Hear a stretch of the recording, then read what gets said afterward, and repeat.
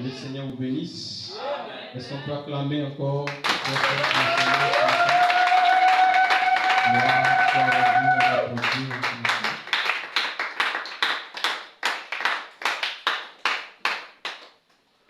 Nous allons aller dans la parole de Dieu. Nous allons lire.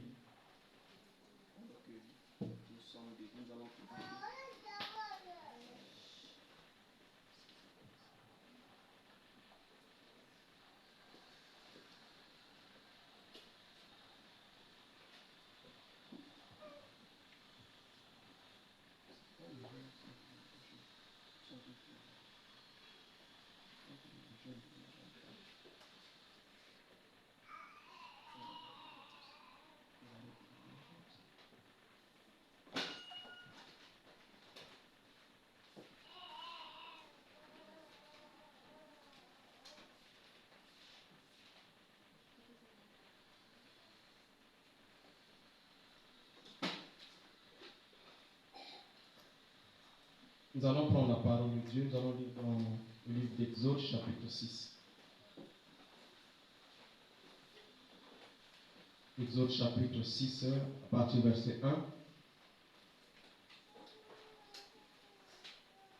Nous lisons ceci au nom du Seigneur. L'Éternel dit à Moïse, tu verras maintenant ce que je ferai à Pharaon. Une main puissante le forcera à les laisser aller. Une main puissante le forcera à les chasser de son pays. Dieu parla encore à Moïse et lui dit, je suis l'Éternel. Je suis apparu à Abraham, à Isaac et à Jacob, comme le Dieu Tout-Puissant, mais je n'ai pas été connu d'eux sous mon nom, l'Éternel. J'ai aussi établi mon alliance avec eux pour leur donner le pays de Canaan, le pays de leur pèlerinage, dans lequel ils ont séjourné.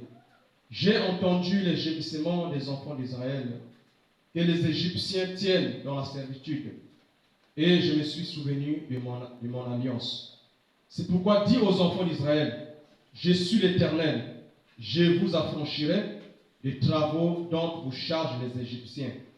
Je vous délivrerai de leur servitude, et je vous sauverai à bras étendus et par de grands jugements. Je vous prendrai pour mon peuple, je serai votre Dieu, et vous saurez que c'est moi l'Éternel votre Dieu, qui vous affranchit des travaux dont vous chargent les Égyptiens. Amen. Amen. Est-ce que tu peux encore prendre une minute et demander à Dieu de te parler ce dimanche matin? Saint-Esprit, parle-nous à travers de cette parole que nous venons de lire.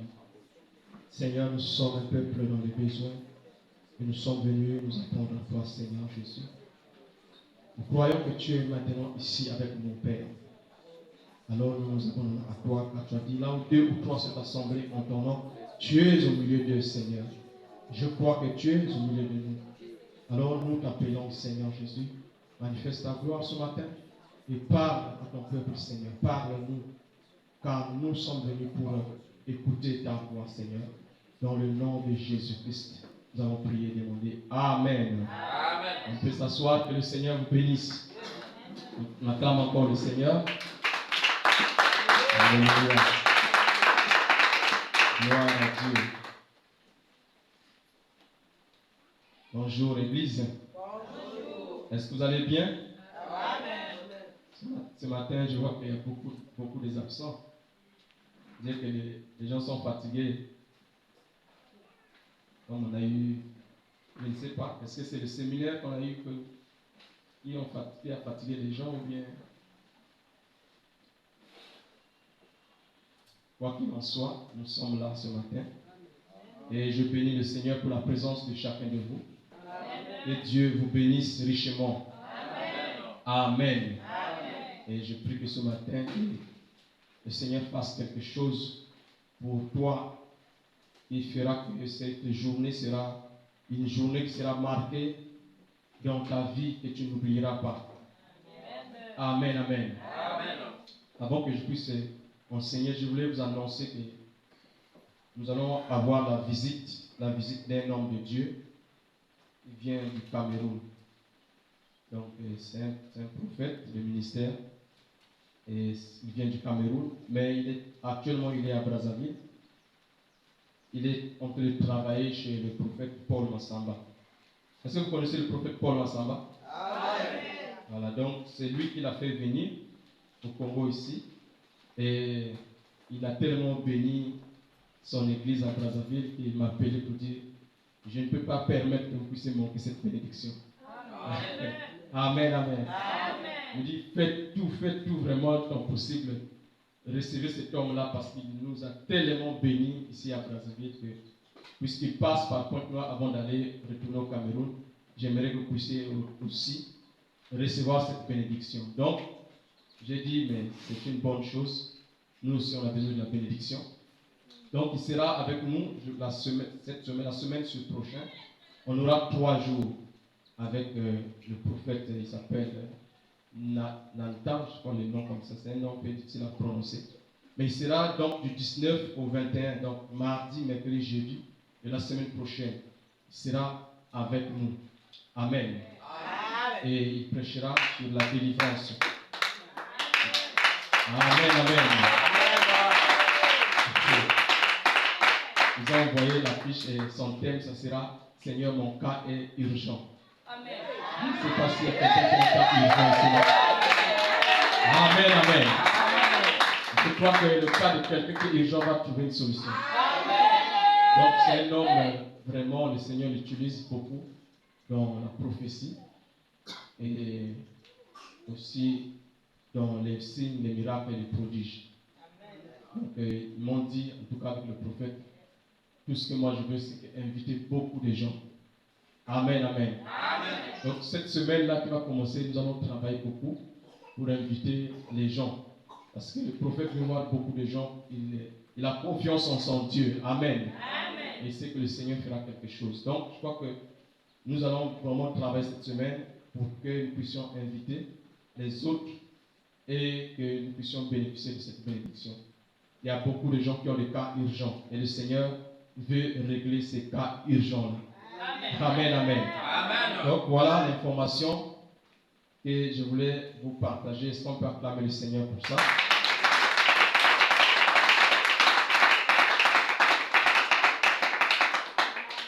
Amen. Alors, est-ce que nous sommes prêts pour l'enseignement ce matin? Amen. Je crois que nous sommes là. Et nous sommes au mois de mars. Déjà, nous sommes le 10 mars. Donc, bientôt, le premier trimestre de l'année va se terminer. Donc, mine de rien, nous avons déjà, bientôt, on va déjà consommer 3 mois de l'année.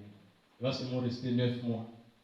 Je ne sais pas, jusqu'ici, qu'est-ce qui se présente à toi? Est-ce que tu es en train d'avancer? Est-ce que tu es sur place? Est-ce que tu es en train de reculer? Qu'est-ce qui se passe dans ta vie cette année? Est-ce que tu as l'impression que tu avances? Ou est-ce que tu as l'impression que tu fais sur place? Ou bien tu as l'impression que tu as même reculé? Hein? Qui est en train d'avancer?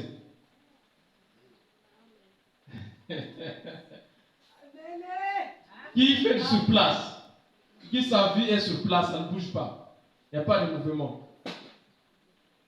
Là, ils n'ont pas le courage de lever la main. Donc, qui est en train de reculer? Hein? Qui est en train de reculer? Ça veut dire quand tu regardes, tu dis, mais 2023, j'étais encore mieux même que 2024. Là, tu as reculé. Ce matin, je suis venu pour te prophétiser. Amen, amen. Ce matin, je suis venu pour parler sur ta vie, afin que si tu étais en train de reculer, que tu arrêtes de reculer. Si tu faisais du surplace, que tu arrêtes de faire du surplace.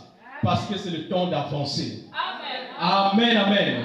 Est-ce que tu veux avancer? Amen. Parce que ça aussi, ça dépend de la personne. Si la personne n'a pas la volonté d'avancer, et tu n'avanceras jamais. Mais si tu as la volonté d'avancer, tu vas avancer. Amen, amen. Amen. Moi, de mon côté, je suis en train d'avancer. Amen.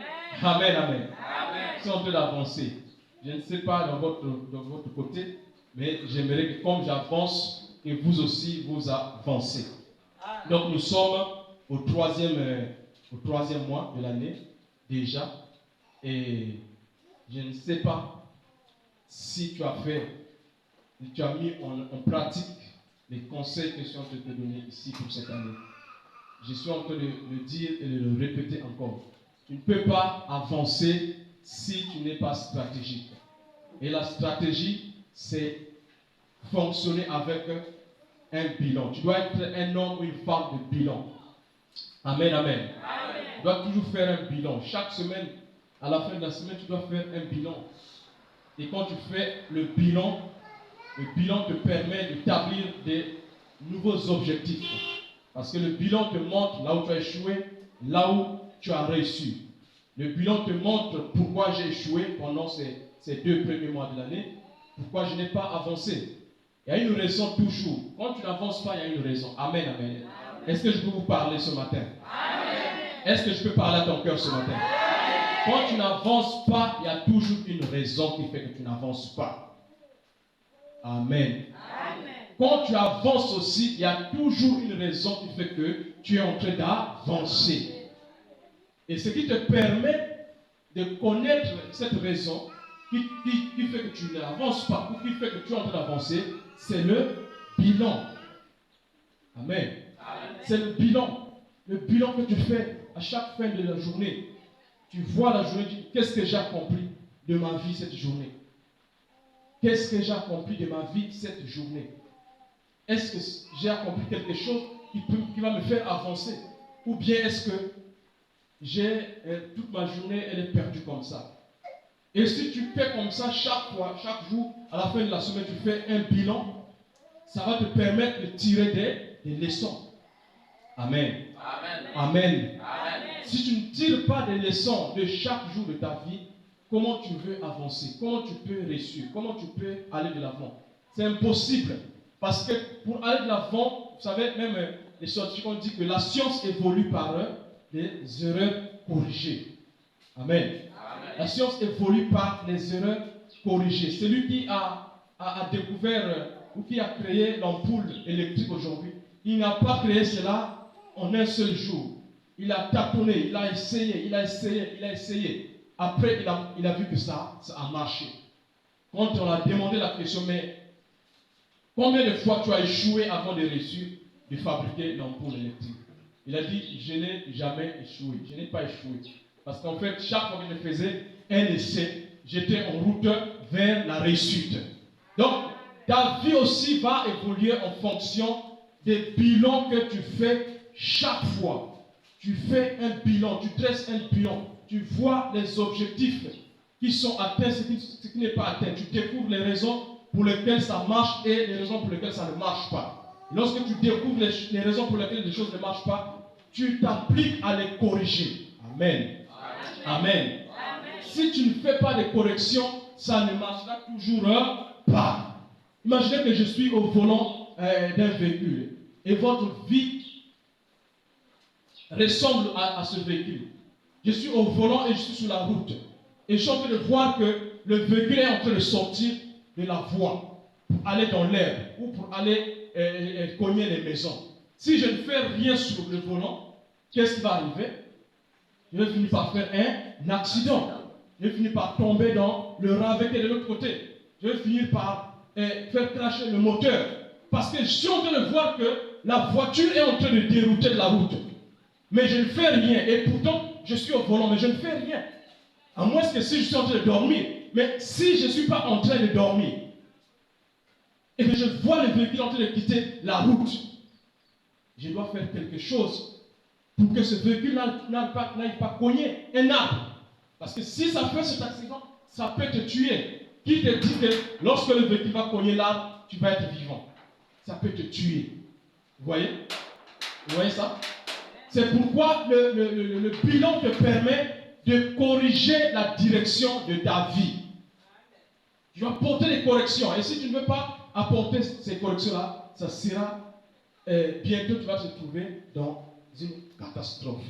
Et ce n'est pas ce que Dieu te souhaite. Ce n'est pas ce que je te souhaite aussi. Est-ce que tu comprends cela? Amen. Amen, amen. Amen. Alors ce trimestre qui est en train de se terminer, nous sommes en train de parler d'explorer les richesses et les promesses qui sont en Jésus-Christ. Et nous avons pris ce type-là avec l'Égypte. Parce que la Bible nous montre que tout ce qui est écrit dans la parole de Dieu a été écrit pour notre instruction. C'est écrit pour que nous puissions prendre un exemple sur ça, que ce soit notre modèle. Et en Égypte, nous voyons le peuple d'Israël qui est en Égypte en esclavage sur une terre étrangère. Ça ressemble à ta vie. Ça ressemble à ta vie, ça ressemble à ma vie à un certain moment. Tu es sur une terre étrangère. Tu es sur une terre qui ne t'appartient pas. Tu es sur une terre où tu es limité. Tes mouvements sont limités. Ta liberté est restreinte. Parce que tu n'es pas chez toi. Et c'est la condition du peuple d'Israël. Et aussi, c'est la condition aussi de l'Église. Souvent, nous nous retrouvons dans une situation où ce n'est pas la situation que Dieu a prévue pour nous. Ce n'est pas la condition que Dieu a prévue pour nous. Parce que nous découvrons dans la parole que ce que Dieu a prévu pour nous, ce n'est que le bonheur, ce n'est que le bien. Est-ce que je peux entendre un amen? Amen. Jérémie 29, 11 nous le montre. Voici, je connais les projets que j'ai formés sur ta vie. Ce sont des projets de bonheur, ce ne sont pas des projets de malheur. Cela montre la volonté de Dieu de nous faire du bien. Cela montre la volonté de Dieu qui a prévu une vie meilleure que ce que je suis en train de vivre en ce moment. Donc il y a un problème. Dieu a prévu, il a dit qu'il a un avenir meilleur pour moi. Il a un avenir glorieux pour moi. Mais dans la réalité de ma vie, je ne le vois pas. Pourquoi je ne le vois pas? Ça veut dire que je suis sur une terre étrangère. La condition que je traverse maintenant, ce n'est pas ma condition. Amen, amen. Amen, amen. Amen. La vie que je vis maintenant, ce n'est pas ma vie. Parce que ma vraie vie, c'est celle que Dieu a prévue. Amen. Amen. Ta vraie vie, ce n'est pas celle que tu vis maintenant. C'est celle que Dieu a dit pour toi. Et comment je puis savoir ce que Dieu a dit pour moi? La parole me le montre. C'est pourquoi nous sommes là pour prêcher. La parole, c'est la parole qui te montre. Car la Bible dit, ma parole est une lampe à tes pieds. Sinon, toi-même, sans la parole de Dieu, tu vas être satisfait d'une vie qui est médiocre. Et tu peux passer toute ta vie avec cette condition-là, parce que tu ne sais pas que tu n'es pas à ta place. Amen, amen. Amen. Amen, amen. Amen. C'est comme la Bible dit que c'est horrible de voir des rois qui marchent à pied pendant que les esclaves sont en train de marcher sur des chevaux. Les rois marchent à pied et l'esclave est sur le cheval. Et c'est la condition dans laquelle souvent se trouvent les enfants de Dieu. Eux qui devraient bénéficier de tout ce que Dieu a mis sur la terre, on les voit dans des conditions vraiment lamentables. Tandis que les agents du mal sont en train de profiter de la vie sur la terre. Quand Dieu voit cela, il dit non, ce n'est pas normal. Il faut que je fasse quelque chose. Alors il a vu que Israël en Égypte, ils n'étaient pas à l'aise. Ils n'étaient pas en train de vivre la vie que Dieu voulait pour eux. Parce que souvenez-vous, Israël avait une promesse. Et cette promesse venait de Dieu qui avait dit à leur père Abraham, je te bénirai et je bénirai aussi tes enfants. Amen, amen. Amen. Quand Dieu a appelé Abraham, il a fait alliance avec Abraham. Il a dit, je te bénirai. Je bénirai ta descendance. Et je rendrai ton nom grand. Je ferai que tu sois béni. Et partout où tu seras béni. D'ailleurs, celui qui te bénira sera béni. Et celui qui te maudira sera maudit. Donc, Israël avait reçu la promesse par leur père Abraham d'être béni. Mais les voici qui se retrouvent en Égypte, en esclavage, où ils sont réduits en esclavage et leur vie est comme dans une cage. Et c'est comme ça que souvent les enfants de Dieu se retrouvent. Ils sont comme dans une cage. Ils ne peuvent pas évoluer, ils ne peuvent pas avancer, rien ne marche. Tout ce qu'il touche, ça meurt. Tout ce qu'il fait, ça meurt. Ça montre que cette personne-là n'est pas à sa place. Et ta place, c'est le pays de la victoire. Amen, amen. Amen. Amen, amen. Amen. Ta place, ta vraie place, c'est le pays de la victoire. C'est pourquoi Jésus, il est venu sur la terre pour te prendre dans la boue là où tu étais, pour t'introduire à ta vraie place. Parce qu'en réalité, ta vraie place, c'est d'être un roi sur la terre. Amen. Tu m'as pas bien. Amen. Amen, amen, amen. Alors, Dieu, quand il a vu le peuple d'Israël dans cette condition, il s'est souvenu de sa promesse. Il s'est souvenu de sa promesse. Il a pensé à ce qu'il avait dit à Abraham. Il dit que tes descendants vont vivre dans un pays étranger, ils seront esclaves. Mais moi, j'interviendrai par ma main puissante pour les faire sortir. Dieu tient toujours son alliance. Amen. Amen. Amen. Amen. Dis avec moi, Dieu tient toujours son alliance. Dieu n'oublie jamais son alliance. Quelle que soit la durée de la nuit, le jour va apparaître dans ta vie. Amen, amen. Quelle que soit la durée des difficultés, sache que ces difficultés, ces situations-là sont passagères. Ça ne va pas rester éternel. Parce que Dieu se souvient toujours de son alliance. Et son alliance avec toi, c'est de te bénir. Ton alliance avec toi, c'est de te délivrer. Et quel que soit ce que l'ennemi placera sur ton chemin, c'est pourquoi ce matin, je veux que tu prennes courage. Même si l'ennemi a mis des briques sur ta vie, sache que Dieu va t'enlever ces briques-là. Amen, amen, amen. Même si on a pris une grosse pierre, on a placé sur ta vie, sache que ce jour, ce matin, le soleil va se lever dans ta vie. Amen, amen, amen. Amen, amen. Même si on t'a pris, on t'a placé dans une nuit de ténèbres, sache que ce matin, la lumière va se lever pour toi. Parce que Dieu, c'est un Dieu qui n'oublie pas son alliance. Il s'est souvenu. Il a dit, le temps est arrivé. Il a dit, j'ai vu la souffrance de mon peuple et je suis descendu pour les délivrer. Amen, amen. C'est comme si on est en train de parler de la délivrance. Nous sommes en train de parler de la délivrance depuis ces semaines. Et j'étais en train de vous parler des 3 niveaux de la délivrance. Et je vous ai montré que le premier niveau de la délivrance, c'est de chasser les démons, chasser les mauvais esprits dans ta vie. Parce que les mauvais esprits, dans la vie d'une personne, ils apportent une influence. Amen. Amen. Amen. Les mauvais esprits, la présence d'un mauvais esprit dans ta vie va influencer ta vie, va influencer ta santé, va influencer tes problèmes financiers, va influencer ton mariage, va influencer. Parce que les esprits ne possèdent pas seulement les corps des gens, mais les esprits, ils possèdent les corps des gens, mais ils possèdent aussi les situations des gens. Amen, amen. Amen. Et donc, cet esprit, il a son influence dans ta vie. Tu vas voir que s'il y a une forme de masque qui est sur toi, il y a une forme de malchance qui est sur toi, il y a une forme il y a quelque chose qui est sur ta vie qui fait que tout ce que tu fais, rien n'avance. C'est comme si tout mourait dans ta vie, rien n'a d'éclat, rien ne marche, rien ne fonctionne. Parce qu'il y a un esprit qui est là et qui influence. Lorsque l'esprit est chassé, alors l'atmosphère est dégagée pour que la bénédiction puisse couler dans ta vie. Nous avons vu dans Luc 13 que la femme était courbée pendant 18 ans. Elle ne pouvait pas se relever, elle ne pouvait pas regarder même au ciel. Elle était toujours courbée. Et quand le Seigneur a chassé le mauvais esprit qui était dans sa vie, on a vu que la femme s'est redressée.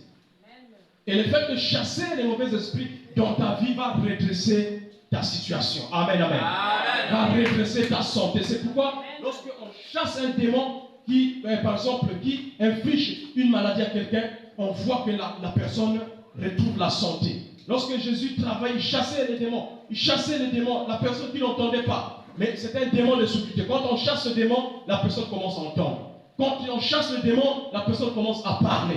Quand on chasse le démon, la personne commence à voir. Amen.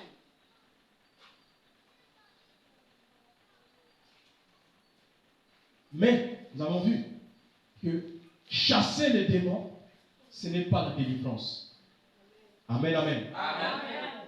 Je suis en train de vous préparer aussi. Je vous enseigne et je vous prépare aussi pour la réunion de la semaine prochaine. Amen, amen. Je veux que l'église, que vous soyez prêts à recevoir votre délivrance. Parce que beaucoup ne reçoivent pas. Parfois, les hommes de Dieu passent, nous visitent avec des grandes onctions. Mais quand ils partent, on se rend compte qu'on dirait, on revient toujours au même endroit. Parfois, il y a une grande onction qui se manifeste. Parfois, dans les réunions, il y a comme un réveil qui se produit. Vraiment, on sent que l'esprit était en mouvement. Mais quand la réunion est terminée, le lundi, le mardi, les choses reviennent à leur place. Et on devient fatigué. On se dit, mais on dirait que ça ne marche pas.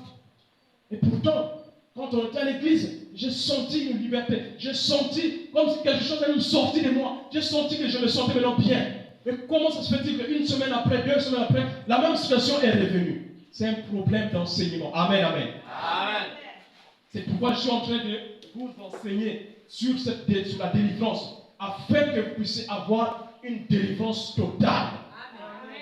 Amen, amen. Amen. C'est possible d'être délivré d'une maladie et d'être délivré totalement. C'est possible d'être délivré d'une situation et d'être délivré totalement. C'est possible que votre mariage soit libéré et que ça soit libéré totalement. Lorsqu'on chasse le démon, ce n'est pas la délivrance. Généralement, c'est ce que nous pensons. J'ai reçu la délivrance. J'ai reçu la délivrance. Ça, ce n'est pas la délivrance qu'on t'a administrée. On a chassé le démon qui était en toi, qui était en train de détruire les choses dans ta vie. Mais ce n'est pas encore la délivrance. Ce n'est qu'une étape vers la délivrance. Amen, amen. Amen. Amen, amen. Amen. Je veux que tu comprennes ce matin que tu aies une délivrance totale. Si tu comprends ce que je t'enseigne ce matin, tu vas obtenir une délivrance totale et tu pourras garder cette délivrance. Amen. Amen. Amen, amen. Amen. Et ce que je suis en train de vous enseigner, ça cause beaucoup de déceptions. Donc, vous allez voir, un grand évangéliste va rentrer dans une ville. Il est loin, terriblement loin. Et il va prier pour les malades. Il va faire des choses. Vous allez voir des délivrances. Vous allez parler de délivrance. Vous allez voir des guérisons. Vous allez voir des changements qui s'opèrent dans la vie des gens. Mais quand l'évangéliste repart, une semaine après, on dit que non, c'était un magicien. Ah, c'était un magicien. Voilà pourquoi non, non, non, non. C'était une vraie guérison. Mais le problème, ce n'est pas d'obtenir la guérison. Mais le problème, c'est de garder cette guérison-là. Amen. Parce que vous devez comprendre que nous sommes sur la terre ici, nous sommes dans un champ de bataille. Nous sommes en combat en permanence. Amen, amen. Amen. Et le combat dans Éphésiens 6, verset 12, dit que nous luttons contre les principautés, contre les principautés, les dominations, donc les mauvaises puissances qui sont dans les lieux célestes. Et ce n'est pas un combat d'un jour. C'est pourquoi si tu es le chrétien d'un jour, tu ne peux pas avancer. Amen, amen. Amen. C'est pourquoi tu dois être le chrétien de tous les jours. Tu dois être une chrétienne de tous les jours. Amen. Tu ne peux pas être le chrétien avec Jésus pour un jour, pour une semaine. Ça ne va pas fonctionner pour toi. Amen. Parce que c'est toute une vie. Amen, amen. Amen. Amen, amen. Amen.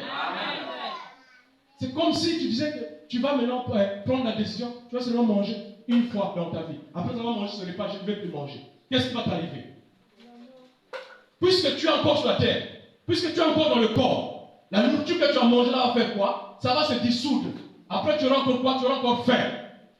Amen, amen. Amen. Et c'est pourquoi, pour remédier à ce problème, tu vas encore manger. Amen, amen. Amen. Mais c'est comme ça. Donc le problème, ce n'est pas de recevoir quelque chose de Dieu. Mais le problème, c'est de garder cette chose-là. Pour que ça soit permanent. Amen. Que ça reste là. Amen, amen. Amen. Amen, amen. Amen. Donc il y a beaucoup de déceptions dans le monde du christianisme. Beaucoup de gens sont à la maison parce qu'ils sont déçus. J'ai accepté Jésus pendant telle évangélisation, et pendant que tel prophète était là, et pendant que le pasteur avait prêché tel message, et j'avais reçu telle chose. Mais après, je ne vois plus ça. Après, je vois donc que c'est un faux pasteur. Je vois donc que ça ne marche pas. Non, ce n'est pas que ça ne marche pas. Non. Dieu a dit que ça marche. Ça veut dire que ça marche.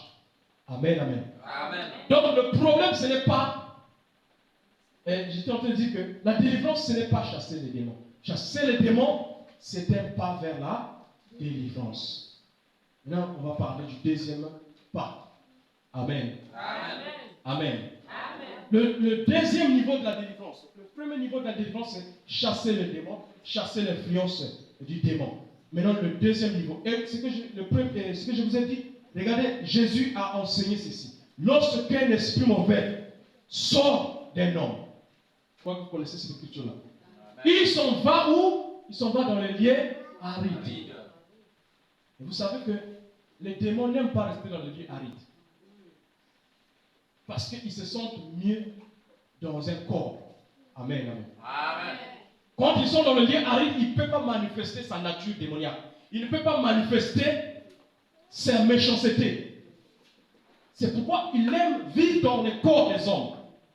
Et Jésus dit que lorsqu'on est chassé, il sort. Il fait quoi? Il va dans un lieu aride. Regardez. Il y a une soeur qui n'est pas là ce matin, mais elle m'a donné ce témoignage la semaine. Lorsque nous avons fait le service de transfert de manteau le dimanche, je crois que c'était le dimanche là-bas, quand elle est partie à la maison, elle a appliqué ce que j'avais dit. Elle a eu un songe. Et dans le songe, elle a vu un esprit. Et cet esprit était sorti de son corps. Et cet esprit lui a dit, c'est bon. Je veux partir. Je veux partir. Je ne veux plus rester dans ton corps. Mais j'ai besoin du sang.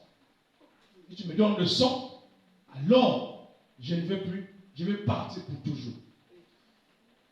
Est-ce que vous voyez ça? Amen. Le démon est sorti de lui. Mais ce n'est pas la délivrance encore. Ce n'est pas la délivrance. Il est sorti. Mais maintenant qu'il est sorti, il se sent en insécurité. Parce qu'il n'a plus de corps là où il va demeurer et opérer. Jésus a dit que lorsqu'il sort, il va dans un endroit désert où il n'y a pas de repos. Quand il n'est pas dans un corps, il n'a pas de repos. Maintenant, il ne va pas pour toujours. Il surveille toujours. Amen. Amen.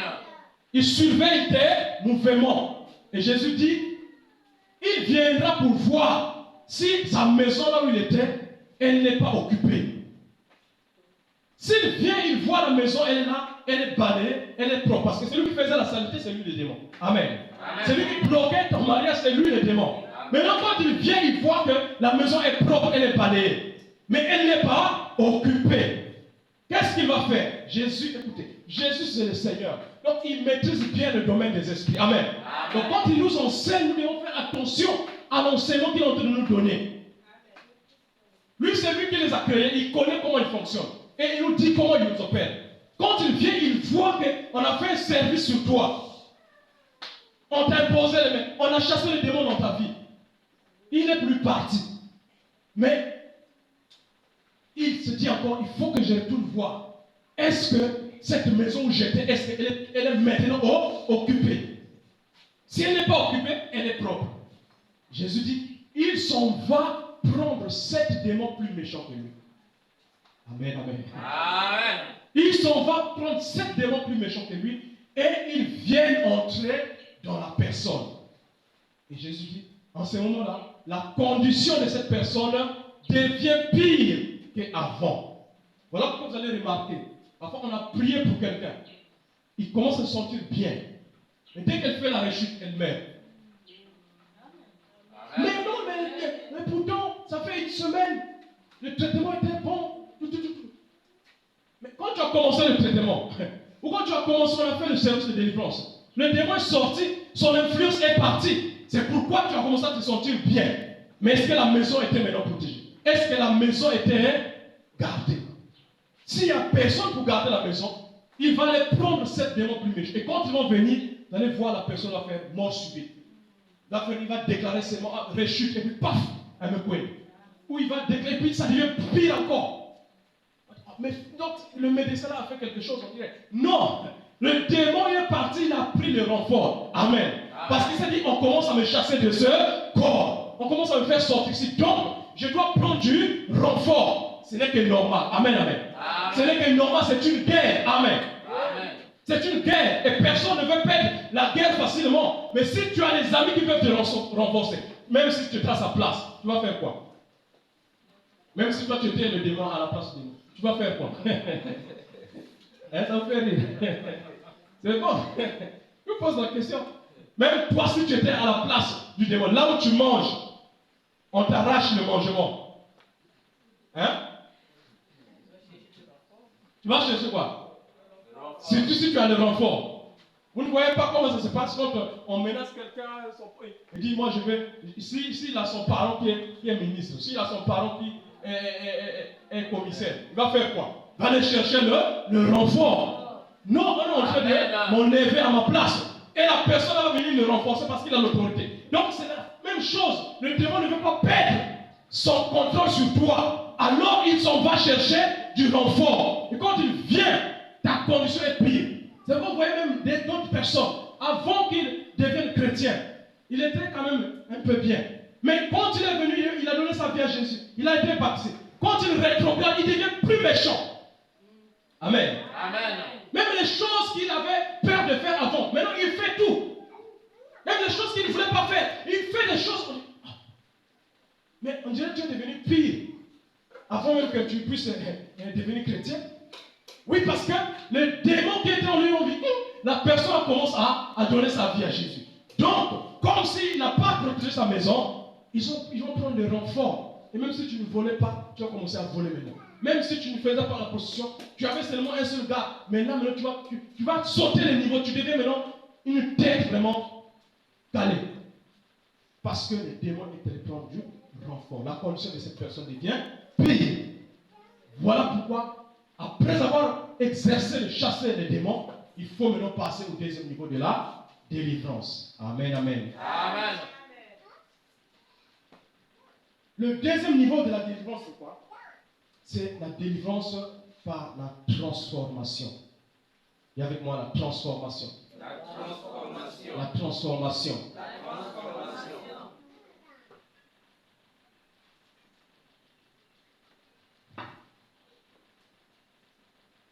Nous allons lire l'écriture.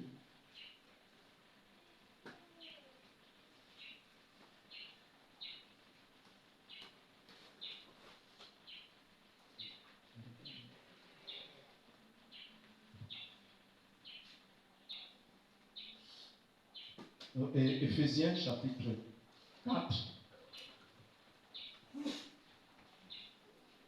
Éphésiens chapitre 4. À partir du verset 17.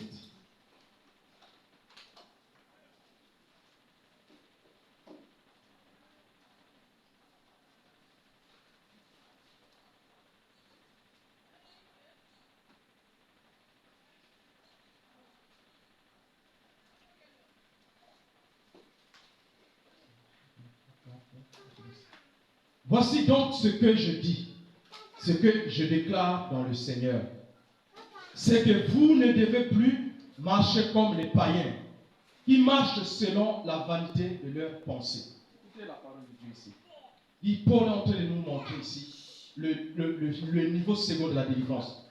Il dit, voici donc ce que je dis et ce que je déclare dans le Seigneur. C'est que vous ne devez plus marcher comme les païens, qui marchent selon la vanité de leurs pensées.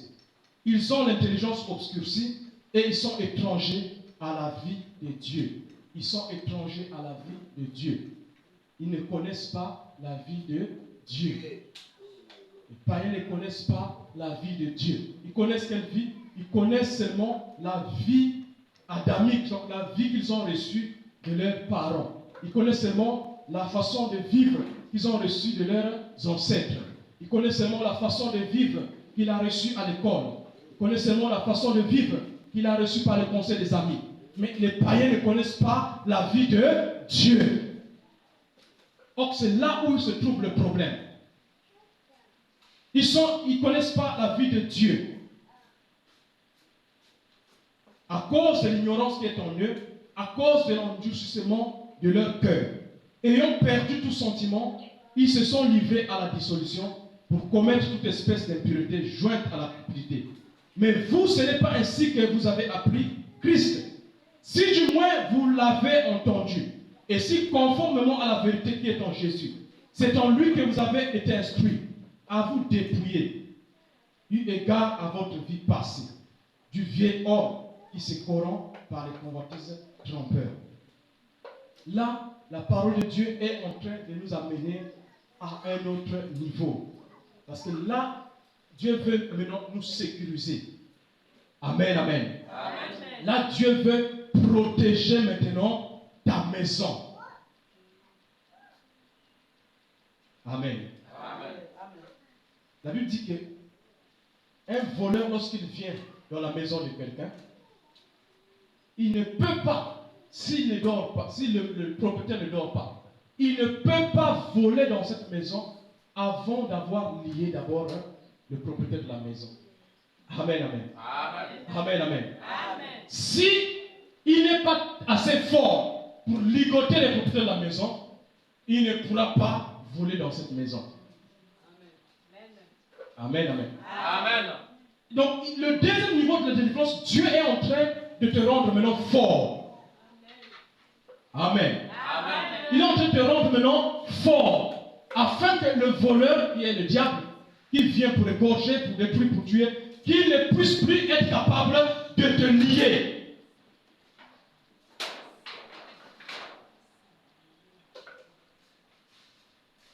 Il est en train de sécuriser, il est en train de remplir ta maison. Et cela passe par quoi? Par la transformation. Et on nous parle ici, on nous dit que mais ce n'est pas ainsi que vous avez appris Christ. Si du moins vous avez entendu, et si conformément à la vérité qui est en Jésus, c'est en lui que vous avez été instruits à vous dépouiller. Amen, amen. Amen. Parce que quand j'ai parlé au premier niveau de la délivrance, j'ai dit que le diable ou les démons n'opèrent pas. Ils ne peuvent pas opérer dans la vie de quelqu'un sans qu'il y ait une porte ouverte. Amen. Amen. C'est comme ça que ça fonctionne. Ce n'est pas possible. Il ne peut pas venir opérer parce qu'il y a des lois spirituelles. Pour qu'il puisse entrer et puisse travailler, il doit avoir une porte qui est ouverte. Si personne n'a ouvert la porte, il ne peut pas opérer dans ta vie. Donc, quand tu vois l'opération démoniaque dans ta vie, tu ne dois pas t'agiter pour dire qu'est-ce qui se passe là. Tu dois te demander, est-ce que je n'ai pas ouvert une porte? Est-ce qu'il n'y a pas une porte qui est ouverte? Parce que si la porte n'est pas ouverte, ils ne peuvent pas opérer. Amen, amen. Amen. Donc, lorsque maintenant je découvre les portes sont ouvertes, je les ferme, alors je mets fin à l'action du diable. Je mets fin à l'action démoniaque. Parce qu'il n'a plus de porte. Mais tant que la porte est là, il peut opérer. Il a le droit. Il a le passeport pour agir. Parce que toi-même tu as ouvert la porte, ou soit les parents ont ouvert la porte. Amen, amen. Amen. Mais ici, on nous dit maintenant, nous devons nous dépouiller. Nous dépouiller de notre vieille être. Nous dépouiller de notre ancienne vie. Et Dieu est en train de parler de ça pour commencer à faire quoi? À fermer la porte. Afin que le démon qui a été chassé, qu'il ne revienne pas. Amen, amen. Amen. Qu'il ne revienne pas. Alors, la délivrance par la transformation vise deux choses. Amen. Amen. Ça vise deux choses. La première des choses, c'est que ça vise à ce que tu puisses devenir comme Dieu et connaître le caractère de Dieu. Amen. Amen. Amen. Amen. Vous voyez, Dieu, le démon ne peut pas le tourmenter. Pourquoi Dieu, le démon ne peut pas le tourmenter? Et pourquoi les démons ne vont pas tourmenter Dieu lui-même? Pourquoi c'est nous qui le tourmentons? Pourquoi eux, ils ne peuvent pas le tourmenter Dieu? Parce qu'ils ne le peuvent pas. Amen, amen. Amen. Ils ne le peuvent pas. Ils ne peuvent pas tourmenter Dieu. Parce que le caractère de Dieu est tellement puissant. La nature de Dieu est tellement élevée au-dessus de leur nature que eux, ils ne peuvent pas le tourmenter. Amen, amen. Et toi aussi et moi aussi, nous devons arriver et nous pouvons arriver à un niveau où les démons ne peuvent plus nous tourmenter. C'est pourquoi vous voyez quand Jésus il se promenait, les fous, démon s'est jeté à ses pieds et il criait, viens, Jésus, fils de Dieu, pourquoi tu es venu nous tourmenter? Le temps arrive où c'est toi qui vas tourmenter les démons. Amen, amen. Et c'est ce que vise le deuxième niveau de la transformation. Jésus était une personne que les démons ne peuvent pas tourmenter. C'est lui qui tourmentait les démons. Les maladies ne peuvent pas le tourmenter. C'est lui qui tourmentait les maladies. Aucune situation ne pouvait le tourmenter, ne pouvait le troubler. Mais c'est lui qui troublait les situations. Amen, amen. Mais qu'est-ce qui lui permettait de faire ainsi? Qu'est-ce qui lui permettait de régner comme ça? Qu'est-ce qui lui permettait d'être puissant? Alors que les mêmes démons tourmentaient. Vous savez que le Seigneur Jésus est né dans le ventre du ventre de Marie. Et il avait des frères, il avait des sœurs. Mais regardez, les démons pouvaient tourmenter ses frères, ils pouvaient tourmenter ses sœurs. Ils sont nés de la même mère. Mais lui, il ne peut pas le tourmenter lui. Qu'est-ce qui faisait la différence? C'est au niveau de la nature. Amen, amen. Amen, amen. Il faut que l'Église nous arrive à un niveau où on n'a pas besoin de chasser les démons. Mais le démon lui-même, il ne peut pas venir. On est qu'on puisse le chasser. Vous savez, on dit souvent qu'il est mieux de prévenir que de guérir. Quand le maladie est là entré, là maintenant on cherche à guérir. Amen, amen. On cherche maintenant à guérir. Mais là, il y a deux cas, ça peut marcher ou ça ne peut pas marcher. Vaut mieux prévenir. Donc la délivrance par la transformation cherche quoi? Vise quoi? À ce que nous puissions devenir comme Dieu. Avoir quoi? Le caractère de Dieu. Avoir la nature de Dieu. C'est cette nature-là qui symbolise la maison qui est occupée. Lorsque le démon était chassé, si cette nature n'est pas là, si ce caractère, cette vie de Dieu, si nous sommes encore en train de vivre comme le païen, alors le démon peut nous affecter, le démon peut nous attraper, le démon peut nous manipuler. Parce qu'il n'y a pas la nature de Dieu en nous. Donc, spirituellement, la maison est vide. Alors, il peut revenir. Mais quand tu commences à prendre le caractère de Dieu, et ce caractère vient comment? Par la transformation. Dieu qui transforme ta vie, qui transforme ton être. Quand on parle de transformer, ça veut dire que c'est un changement d'état. Amen, amen, amen. Il y a un changement qui s'opère. Il y a un changement qui se produit. Quand on dit qu'on va transformer le manioc, la foufou, il y a un changement qui se passe. Avant que mais là maintenant c'est la poudre. Il y a eu une transformation. Et il n'y a pas moyen que tu puisses ramener le foufou là à Koumdianka. Amen, amen. Amen, amen. Ce n'est pas possible que foufou y a Koumdianka. Ça ne peut pas marcher. Et c'est comme ça que lorsque Dieu il prend notre vie, il nous transforme. Il nous change. Amen, amen. Il nous change et nous sommes transformés. Nous devenons une autre personne. Nous portons maintenant la vie de Dieu. Et cette vie-là, le diable ne peut pas tourmenter cette vie. Le diable ne peut rien faire contre ça. C'est pourquoi tu vas arriver à un niveau où le diable ne peut rien contre toi. Tu vas rire en face du diable. Tu vas voir les menaces du diable. Tu vas voir ses tactiques. Tu vas seulement rire. Il ne peut rien faire contre toi. Amen. Tu connais ça, c'est lui. Pauvre diable. Il ne peut pas te suivre. Parce qu'il sait que lui, pour t'avoir, tu dois faire les choses qui lui appartiennent lui. C'est pas Jésus a dit au diable, Satan, tu n'as rien de toi en moi. Mais tant que le diable a des choses en toi, il a ces choses en toi, il te tient. Amen, amen. Amen, amen. Donc, tu vas vivre un peu la carte de Nzouangé. Alléluia. Ah, venez,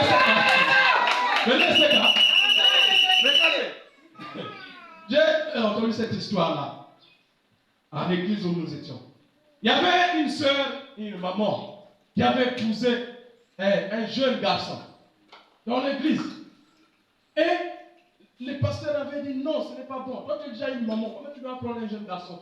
ce n'est pas un bon mariage. Vous n'allez pas aller loin parce qu'il y a trop d'écart d'âge entre toi et le garçon. Ah non, non, non, nous c'est l'amour. L'amour, il n'y a pas d'âge. Et ils sont allés faire leur mariage. Après, comme le pasteur avait bien vu, ça a capoté. Ça a capoté là-bas. Et vous savez, là, ils se sont séparés. Ils sont séparés. Mais la femme n'est pas partie. Elle a laissé quelque chose. Amen, amen. Hey! Elle a laissé ses sous-vêtements là-bas. Ça veut dire qu'elle n'est pas partie. Donc, il est toujours là-bas. Amen. Amen. Et c'est comme ça avec le diable. Donc, il a des choses. Sa nature est en toi. Il a encore ses sous-vêtements dans ta vie. Ça montre qu'il n'y a pas encore il n'y a pas encore le divorce. Ça montre qu'il y a encore une alliance entre toi et lui. Et comme il y a une alliance, c'est un lien. L'alliance est un lien. C'est quelque chose qui vous lie. Et quand il y a quelque chose qui vous lie, donc on peut partager des choses. Parce que nous sommes dans l'alliance. Et la transformation vient pour enterrer ces alliances-là. C'est pourquoi on peut chasser, on peut briser les alliances de famille, on peut chasser les démons 1000 fois par semaine. Tant qu'il n'y a pas une transformation, le diable reviendra toujours et il opérera toujours. Parce qu'il y a quelque chose qui le permet de continuer d'opérer. Voilà pourquoi lorsqu'il y a divorce, qu'est-ce qu'on fait? On déchire les papiers. Ah, si le papier est toujours là, ça veut dire que vous n'êtes pas fini. Amen, amen. Le papier montre que vous êtes toujours dans l'alliance. Donc même si vous faites semblant, mais le papier est là. Quand on dit maintenant, on déchire le papier. Non, d'accord, non. On ne sait jamais. Ça veut dire que ce n'est pas fini. Il y a toujours dans la sentiment intime. Voilà pourquoi il y a la manière de déchirer le papier. Et c'est comme ça. Les chrétiens ont encore des sentiments pour le monde. Nous avons encore des sentiments pour le diable. Nous avons encore des sentiments pour le péché. Alors, ça montre que l'alliance n'est pas terminée. Voilà pourquoi nous ne pouvons pas le tourmenter. C'est lui qui continue à nous tourmenter parce qu'il règne encore. Amen, amen. Que Dieu te donne aujourd'hui, je vais dire plutôt, accepte la grâce de la transformation. Amen. La transformation vient amener la délivrance à un autre niveau. Sinon, on va prier, on va chasser, tu vas tomber, tu vas faire tout ça. Après, tu vas te relever. Il va dire, je suis là. Amen. Ça, de façon, même si on est ici à Mazi, nous pouvons Amen, amen. Mais quand la transformation commence à se passer, les diables commencent à trembler. Les démons commencent à trembler. C'est pourquoi les démons feront tout pour que tu n'arrives pas à la transformation. Amen. Que tu restes, tu sois dans l'église, que tu sois un chrétien, mais que tu gardes ton ancienne vie. Tant que tu as toujours ton ancienne vie, ça l'arrange. Ça l'arrange. Amen, amen. Parce qu'il a les clés pour rentrer dans la maison. Est-ce que, quand toi tu as les clés de la maison, est-ce que tu trembles? Même si la maison est fermée. Hein? Les enfants, ils ont fermé la maison, ils sont prêts à sortir. Est-ce que quand toi tu as la clé de cette maison, est-ce que tu as des problèmes pour revenir à la maison? Est-ce que tu as des problèmes pour rentrer dans ta maison? Tu n'as aucun problème. Pourquoi? Parce que tu as une clé. Quand tu vas venir, c'est la clé, tu vas seulement mettre là, est-ce qu'il y a un problème? Il n'y a pas de problème. Donc, tant que le diable a toujours ses clés dans notre vie, il va toujours travailler. Amen. Même si on le chasse, il partira pour lui avec joie. Amen. Amen. Il dit, je m'en vais pour moi, mais je sais que je vais revenir. Parce que j'ai la clé. Je sais que là où je vais t'attraper, je sais là où je vais t'avoir. Je sais que tu aimes l'impudicité. Je sais que tu aimes parler mal des autres. Je sais que tu as de la haine. Je sais que tu as des choses. C'est que moi je propose, ça y est encore dans ta vie. Donc même si on me chasse, donc pasteur me chasse, je m'en vais pour moi. Parce que Jésus a dit, vous chasserez les démons en mon nom. J'ai obéi. Mais je n'ai pas de problème. Je pars. Au nom de Jésus. Pardon, je pars. Vous avez vu le jour là quand on faisait le ministère ici. Les démons, non je pars. Mais là je pars. Il va plus partir. Tranquillement. Mais il sait qu'il ne va pas partir parce qu'il va revenir. Pourquoi? Il va avec joie parce qu'il sait qu'il a la clé. Donc la clé ne lui est pas enlevée dans ses mains, il reviendra parce que c'est chez lui. Amen, amen, amen. Aujourd'hui, tu dois enlever les clés qui sont dans les mains du diable. Tu dois enlever ces clés qui sont dans tes mains. En étant transformé par la parole de Dieu. En devenant conforme à l'image de la parole. C'est ce que Dieu vise. C'est pourquoi nous avons lu ce matin dans le temps de la prière. Ne vous conformez pas au monde actuel. Amen. Mais soyez transformés par le renouvellement de votre foi, de votre intelligence. Soyez transformés par le renouvellement de votre intelligence. C'est là où je suis en train de parler du deuxième point de la délivrance. Amen, amen. Amen, amen. Regardez. Pourquoi la délivrance demande la transformation? Parce que pour être vraiment délivré, il faut qu'on réoriente vos pensées. J'ai pris l'exemple du véhicule qui est en train de dérouter. S'il n'y a personne pour prendre le volant là et le tourner dans une autre direction, le véhicule ira dans la direction qu'elle a pris. Ça sera quoi? La catastrophe, ça sera un accident. Mais s'il y a quelqu'un qui tourne le volant là dans l'autre direction, le véhicule va revenir sur la voie normale.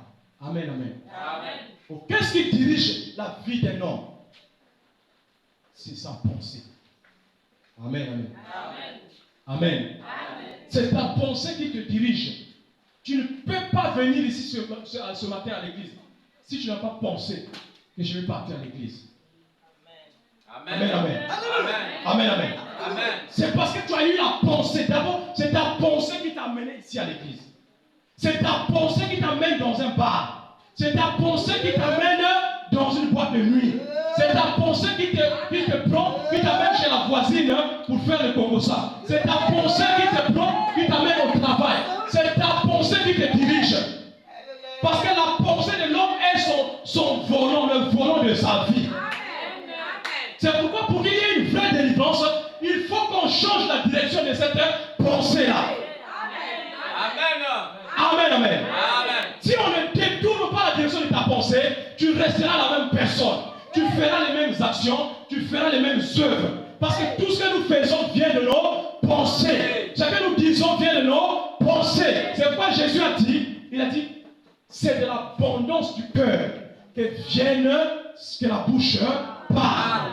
Et le Père là qu'il parlait de ton fond, sorte de ta pensée. Et c'est pourquoi Jésus a dit, c'est du cœur, c'est-à-dire de ta pensée, que viennent les adultères, que viennent les insultes, que viennent les rancunes, que viennent... Tout ça, ça vient quoi? De ton fond, donc de ton cœur. Le cœur là qu'on parle ici dans la parole, ce n'est pas la chair là qui parle, non. On parle du fond de toi, de ce que tu es. Et là, c'est le siège de tes pensées.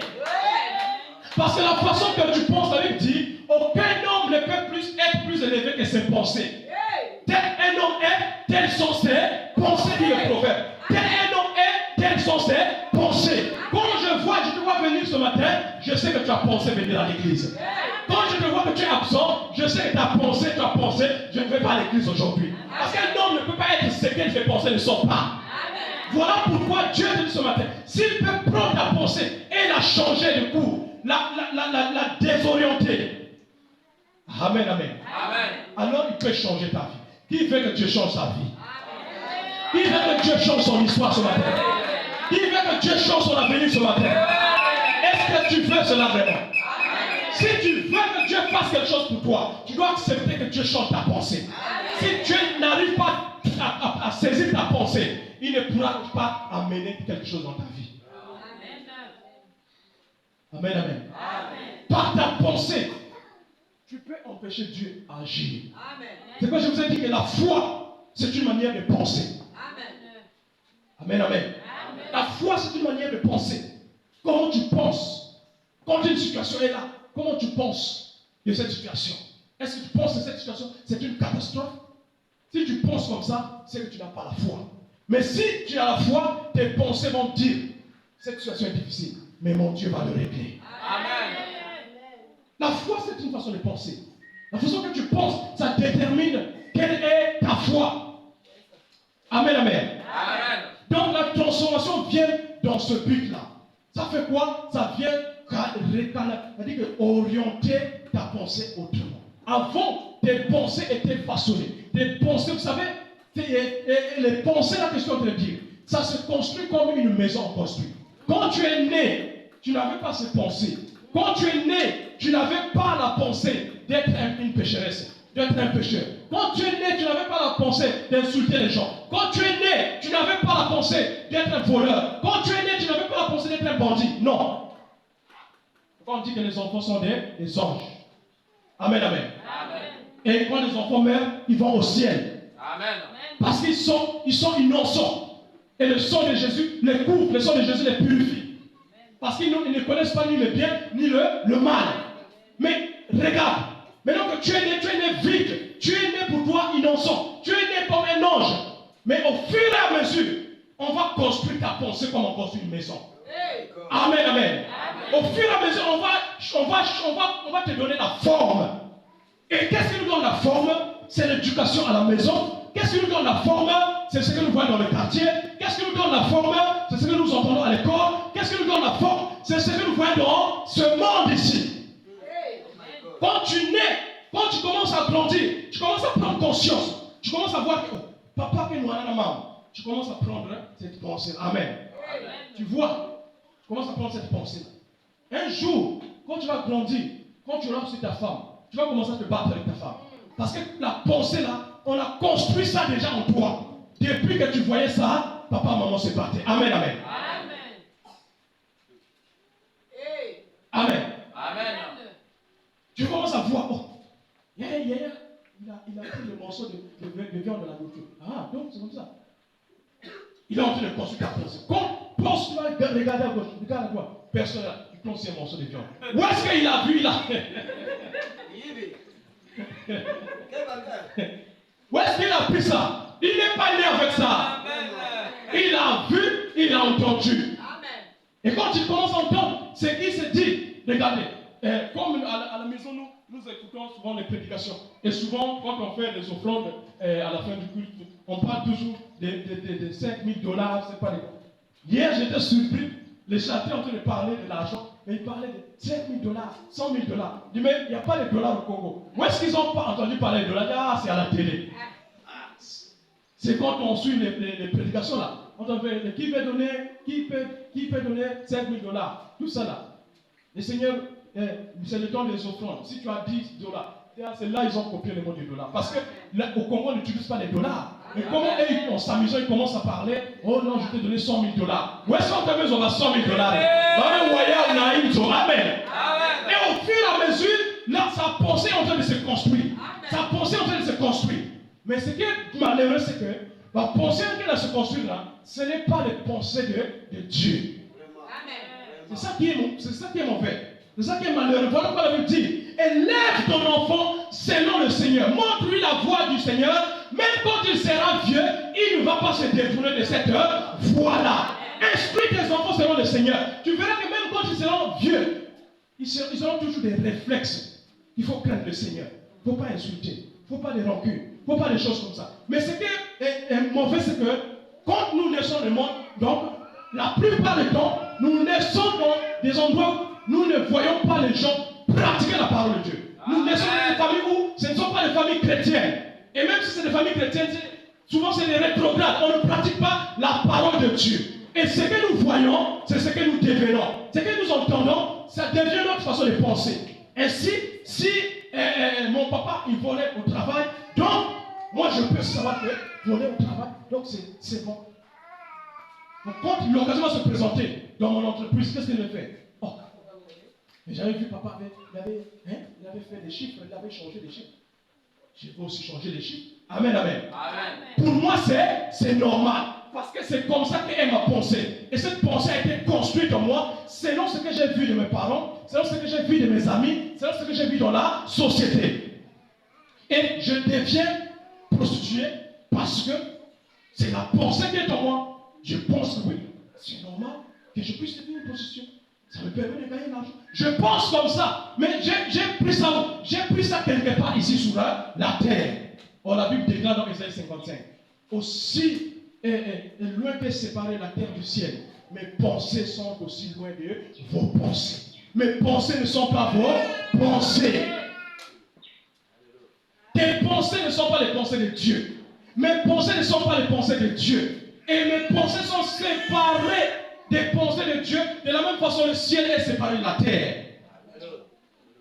Amen, amen. Amen, amen. Amen.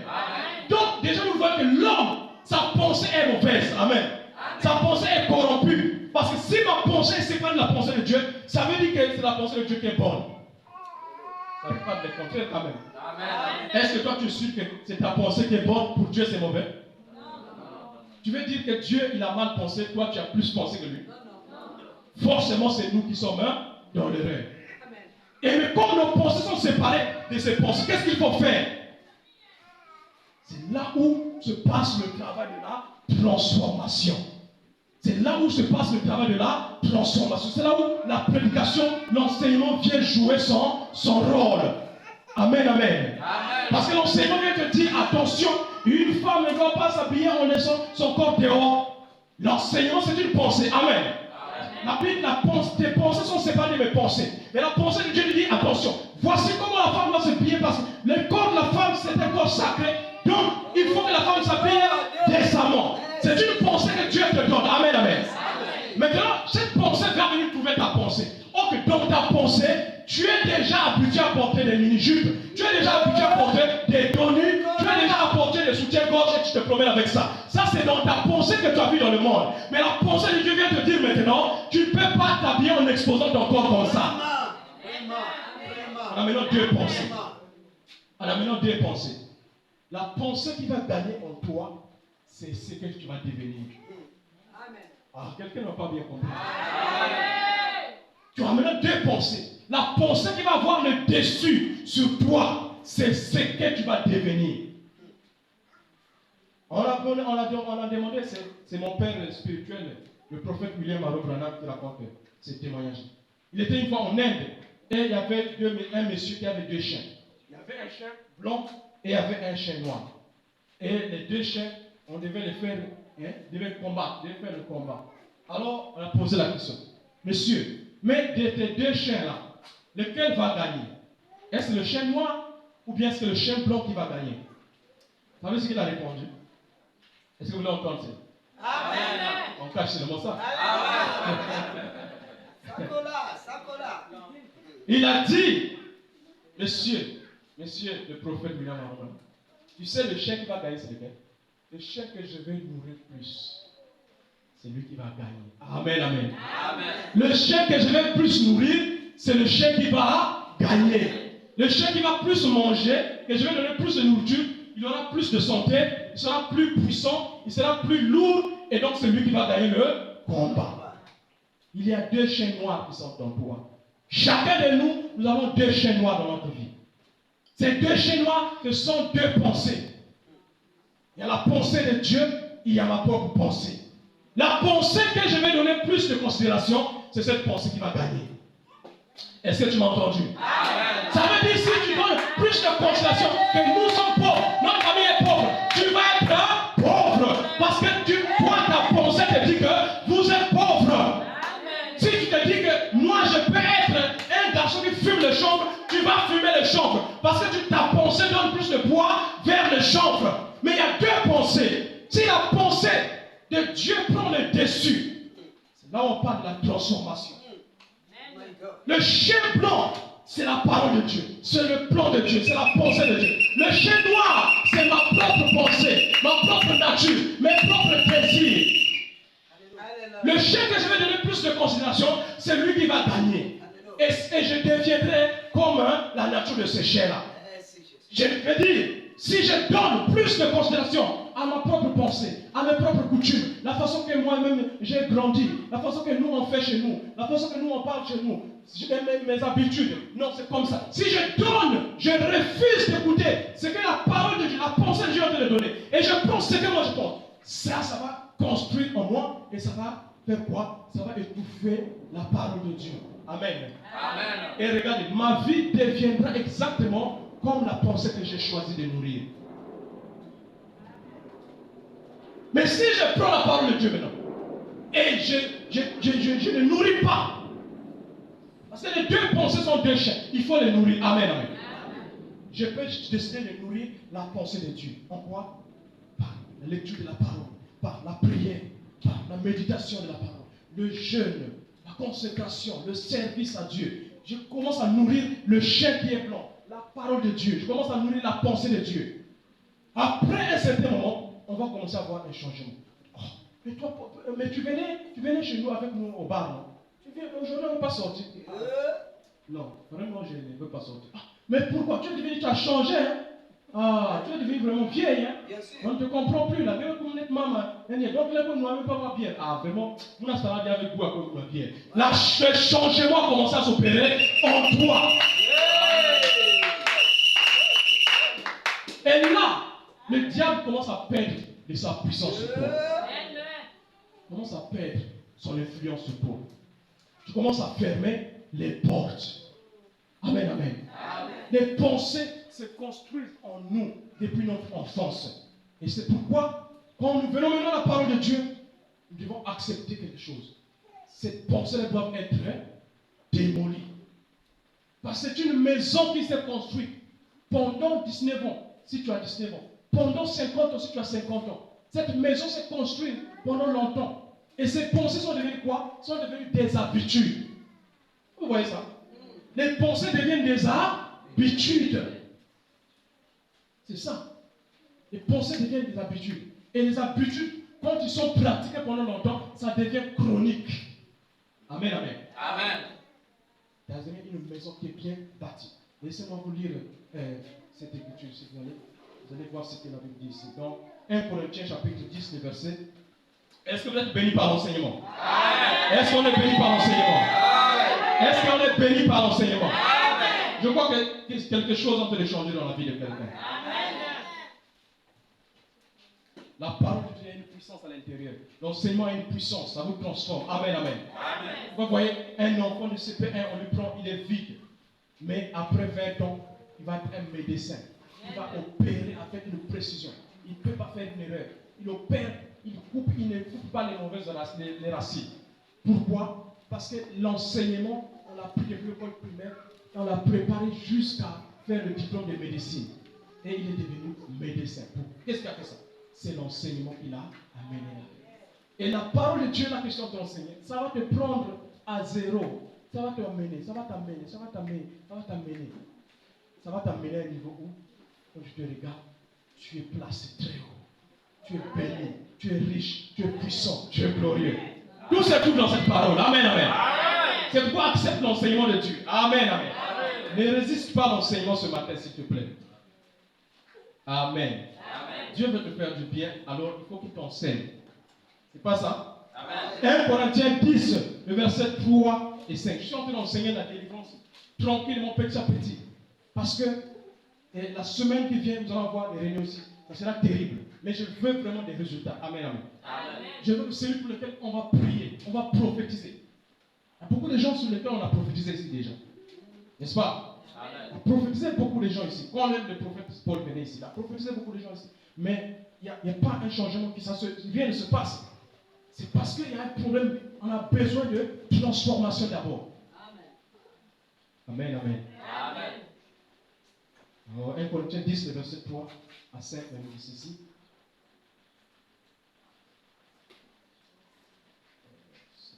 Est-ce que j'ai 10?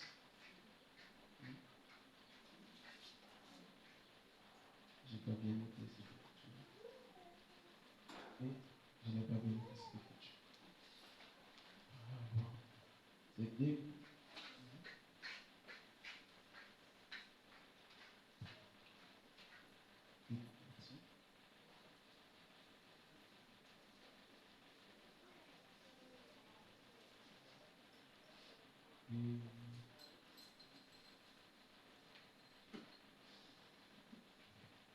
Écoutez, 1 Corinthiens 10, le verset 3 à 5 ici. Si nous marchons dans la chair, nous ne combattons pas selon la chair.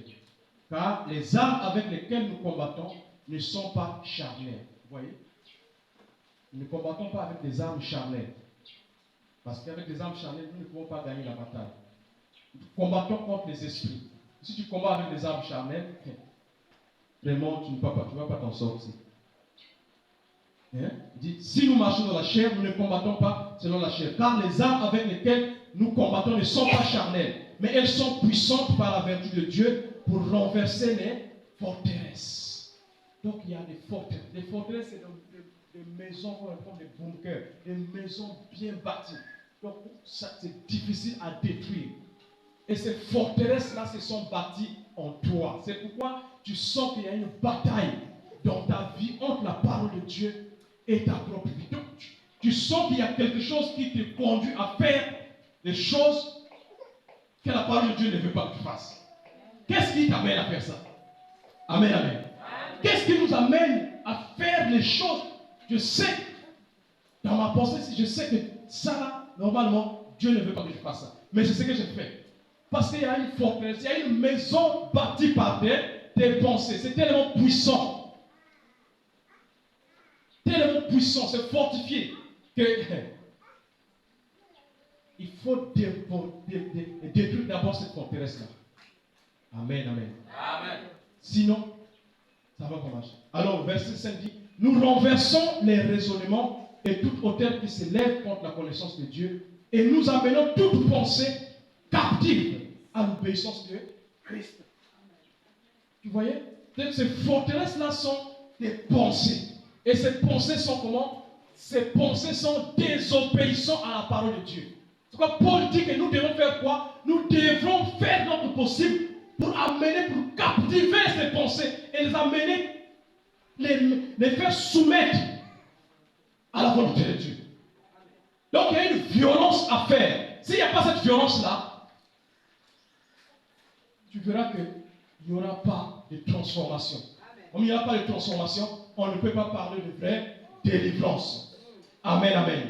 Amen. Est-ce que tu as compris quelque chose ce soir, ce matin? Amen. Est-ce que tu as compris quelque chose ce matin? Amen. La délivrance, le deuxième niveau de la délivrance, c'est la transformation. Et cette transformation-là, ce n'est pas quelque chose qui est donné comme un gâteau. Non. Amen, amen. Amen. Non, ce n'est pas un gâteau. Ça dit que là, c'est un combat. Parce que Paul dit que nous devons amener captive. Donc ça veut dire qu'il y a un engagement que tu dois mettre. Tu dois mettre une volonté et tu dois être prêt à combattre. Sinon, les pensées, tellement ils sont devenus fortes en toi, ils vont toujours t'amener à la désobéissance à Dieu. Et dès que tu es dans la désobéissance à Dieu, nous avons vu que la délivrance ne peut pas s'opérer. Parce que le diable opère au travers de cette désobéissance-là, au travers des liens de la désobéissance, des liens que tu as tissés avec lui par la désobéissance à la parole. Amen, amen, amen. Amen. Amen, amen. Amen. Est-ce que tu as compris quelque chose? Amen. Il y a beaucoup de choses à dire sur cela. Mais je pense que par rapport au temps, nous allons nous arrêter à ce niveau-là. Amen, amen. Amen. Amen, amen. Amen. Amen. Amen. Est-ce que tu me donnes un bon amen? Alléluia. Amen.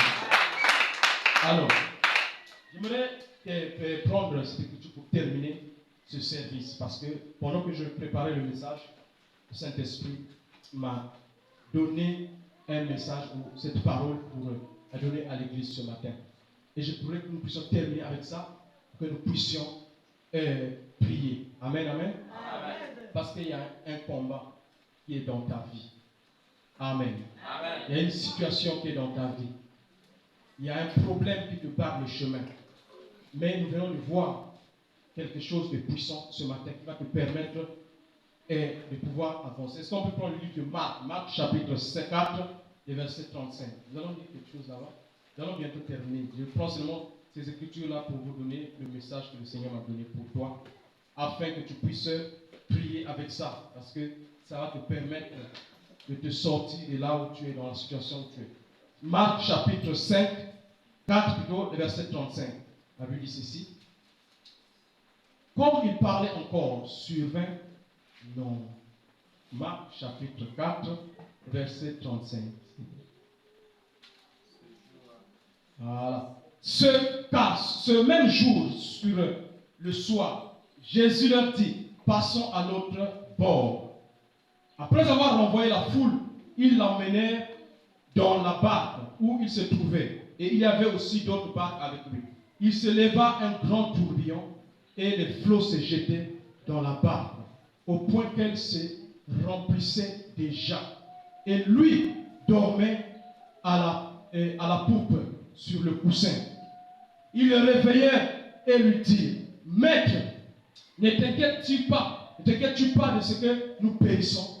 S'étant réveillé, il menaça le vent et dit à la mer, Silence, tais-toi. Et le vent cessa, et il y eut un grand calme. Puis il leur dit, pourquoi avez-vous ainsi peur? Comment n'avez-vous pas point de foi? Amen, amen. Nous allons parler de la pensée de Dieu. Nous allons parler des deux pensées, la pensée et la pensée de Dieu. Mais dans ce verset ici, le Seigneur nous montre ce qui se passe dans notre vie ce matin. Il y a une tempête qui s'est levée. Et cette tempête, elle n'a pas prévenu. Amen. Amen. Amen, amen. Amen. Cette tempête, elle n'a pas dit aux disciples à Jésus que je vais arriver. Cette situation ne va pas te prévenir quand elle va venir. Amen, amen. Amen. Une situation qui va venir pour dévaster ta vie. Regardez ici, cette tempête était venue pour en découdre. Ça veut dire pour terminer avec Jésus et ses disciples. Ce n'était pas venu pour blaguer. C'était prêt et l'eau était déjà prête à rentrer dans le bateau. Et le bateau était prêt à noyer. Pour en finir avec eux. Parce que les disciples ont dit, Maître, est-ce que tu n'as pas, tu ne te dis rien que nous sommes en train de mourir? Donc, ils ont vu que la tempête était sérieuse. Ce matin, le Seigneur m'a dit de prophétiser sur ta vie. Amen, amen, amen. Il m'a dit de prophétiser ta vie. Moi-même, je ne sais pas. Mais Dieu m'a donné ce message pendant que je priais la nuit. Certainement, il y a quelque chose, une tempête qui est dans ta vie. Quelque chose, une situation que tu n'arrives pas à contrôler. Une situation qui est en train de te noyer. Une situation qui est en train de te faire périr. Une tempête qui s'est levée pour te détruire. Pour finir avec toi. Mais ce matin, je veux que tu écoutes la parole de Dieu. Amen, amen. Amen. Je veux que tu parles ce matin comme parle Dieu. Amen. Amen. Je veux que tu parles comme Dieu parle. Jésus a dit, pourquoi vous êtes en train de vous inquiéter? Pourquoi avez-vous peur? Est-ce que vous ne pouvez pas, vous n'avez pas la foi? En d'autres termes, qu'est-ce qu'il voulait dire? Il voulait dire aux disciples, vous aussi vous pouvez parler comme j'ai parlé à cette tempête-là. Au lieu de pleurer, au lieu de gémir, prenez mes pensées et parlez-les. Amen, amen. Amen, amen. Amen. Je veux dire, la situation qui est en train de te noyer, ce matin qui est en train, je ne sais pas ce que c'est, mais cette situation-là, tu peux parler à cette situation. Tu peux parler à cette tempête. Amen, amen. Amen. Tu peux parler à ce problème. Je ne sais pas ce que c'est. Mais Dieu m'a envoyé pour te dire cela. Que tu peux parler à cette tempête. Quelle que soit comment est cette situation. Quelle que soit la tournure que les choses sont en train de prendre. Peut-être que ça prend des dimensions que tu n'arrives plus à contrôler. Mais ce matin, tu dois savoir que Dieu a parlé à toi. Il a pris sa pensée et l'a mis dans ta bouche. Et maintenant, tu peux parler à cette tempête-là. Amen, amen. Amen, amen. Amen. Tu peux dire comme Jésus, tais-toi, calme-toi. Et cette tempête-là va se calmer. Est-ce qu'il y a quelqu'un? Est-ce que je parle à quelqu'un ce matin? Est-ce que je parle à la situation de quelqu'un? Est-ce qu'il y a quelqu'un qui a traversé un moment difficile ce matin? Parce que c'est pour lui que Dieu m'a dit, avant de finir ce message, parle de ce verset-là. Dis-leur qu'ils peuvent parler aux situations. Dis-leur de ne pas pleurer. Dis-leur de ne pas se plaindre. Dis-leur de ne pas se décourager. Mais qu'ils se lèvent et qu'ils parlent à cette situation. Et moi, Dieu, je vais rentrer en contact. Je vais rentrer en action pour opérer le miracle. Jésus s'est levé et il a parlé à la tempête. Et la tempête s'est calmée.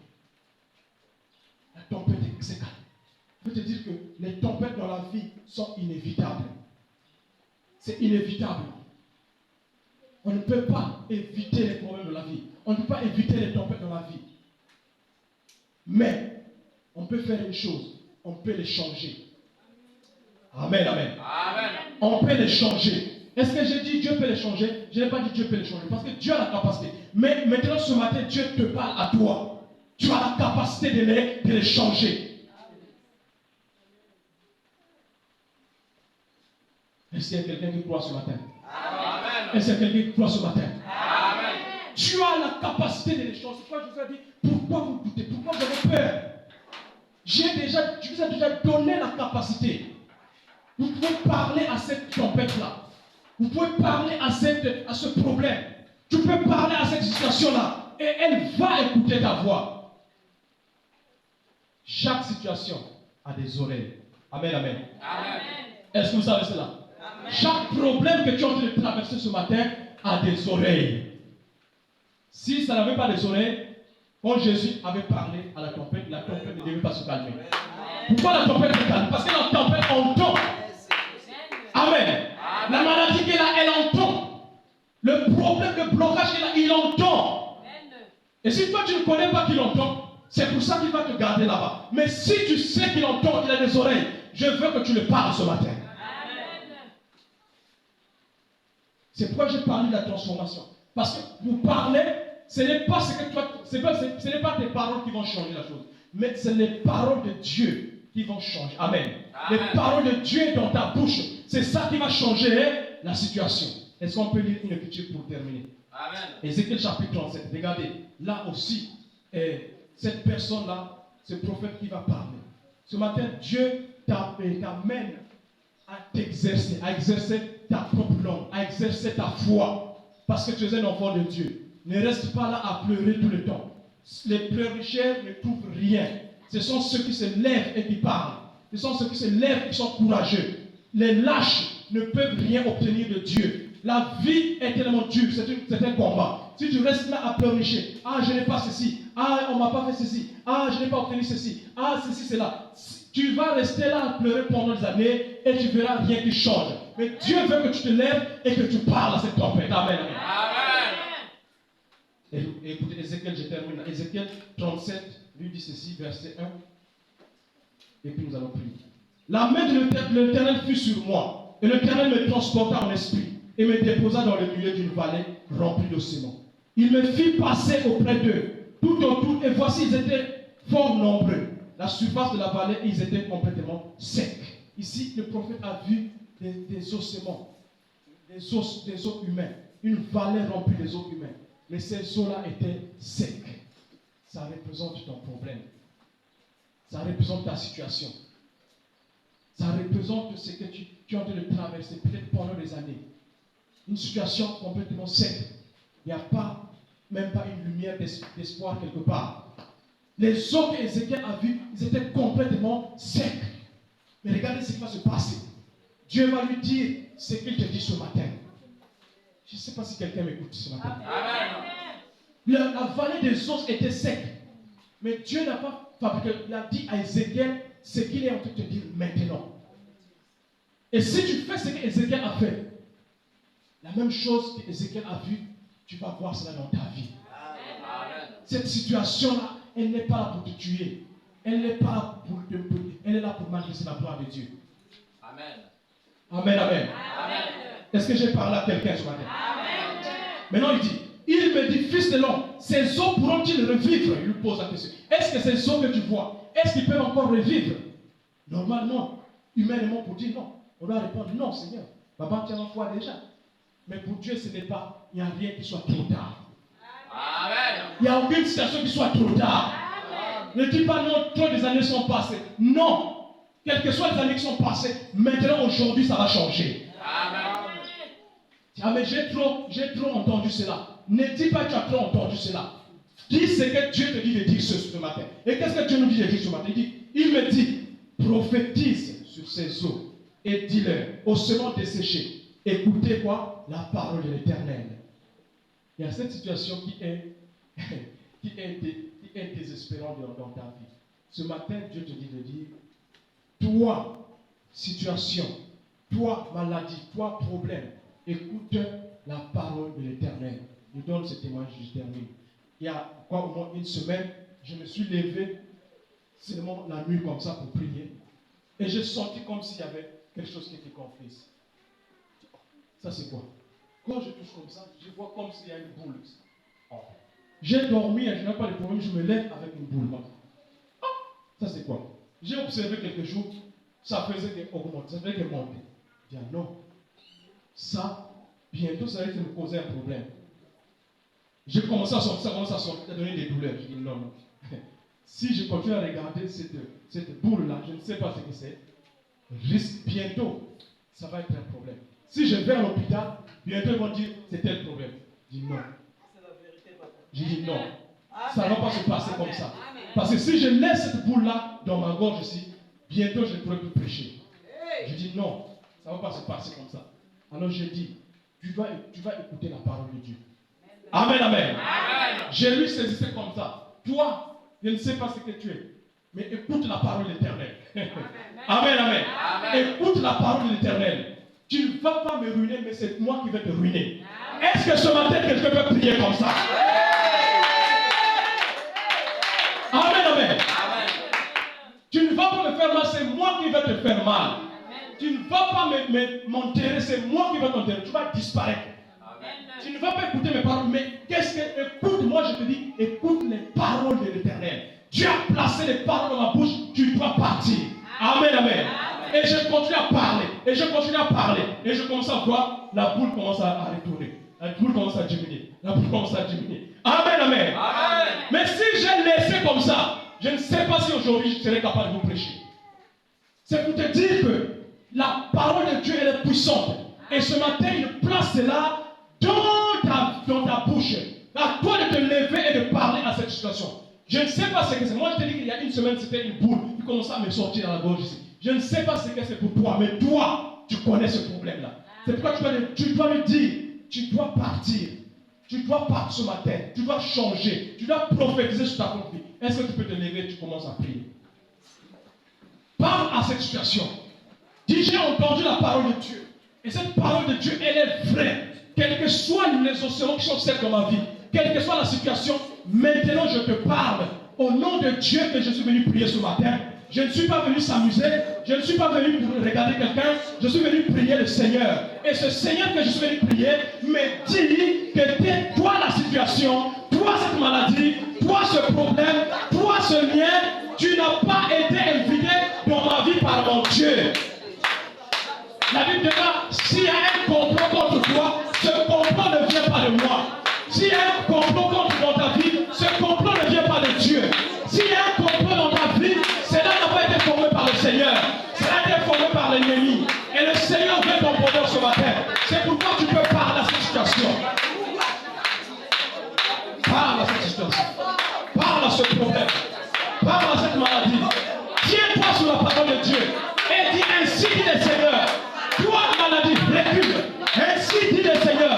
Toi, problème, pars. Ainsi dit le Seigneur. Je t'impose la volonté de Dieu. Je t'impose la parole de Dieu. Parle avec foi et autorité ce matin.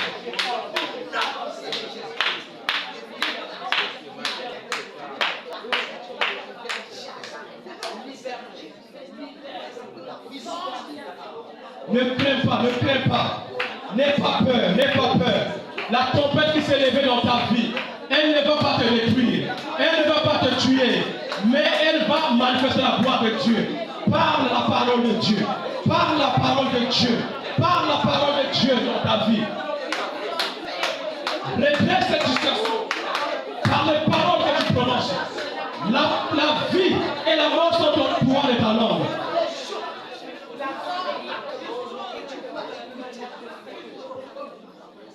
Parle. Ne t'arrête pas, parle à cette situation. Parle à ce problème, parle. Dis-lui de changer, dis-lui, calme-toi, toi situation, tais-toi, toi problème, tais-toi, toi situation, tais-toi, tu es vaincu. Prends le contrôle, prends l'autorité, par le nom de Jésus. Parle à cette tempête. Parle.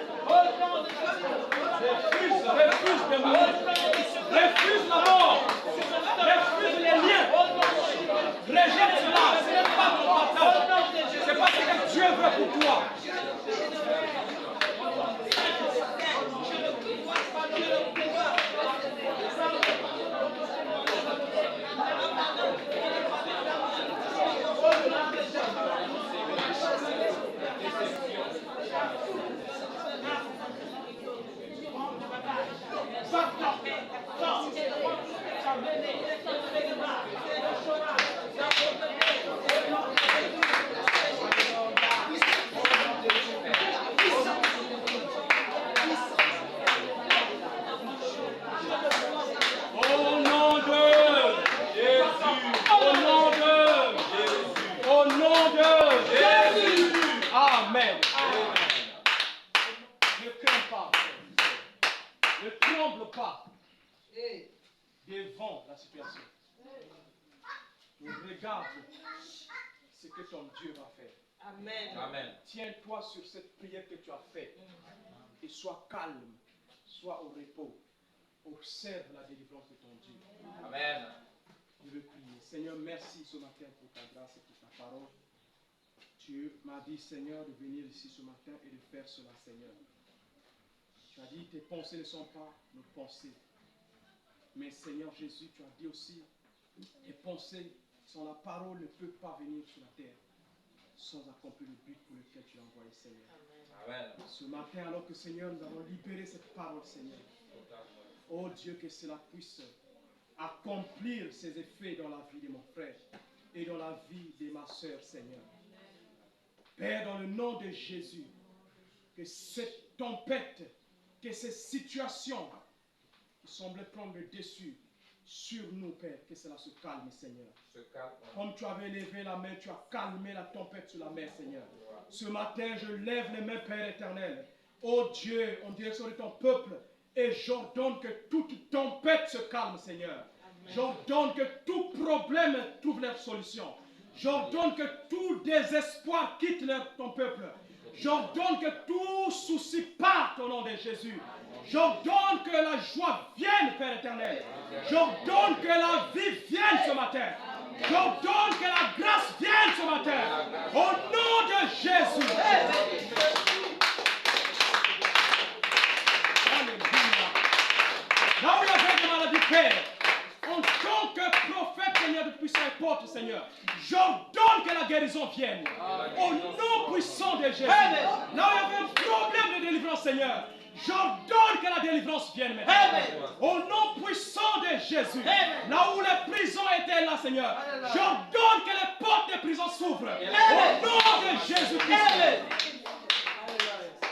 Là où il y avait des captifs, Seigneur, j'ordonne que les liens se brisent. J'ordonne que les fils soient coupés. Au nom puissant de Jésus. Père, ce matin, je proclame la liberté. Je proclame la délivrance sur ton peuple.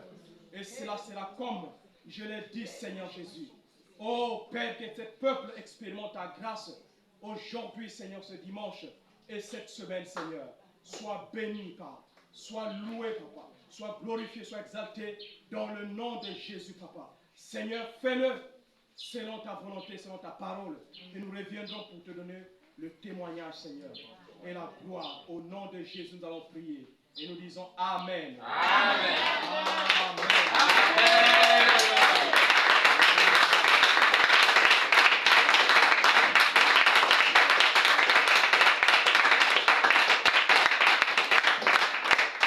Acclame bien le Seigneur.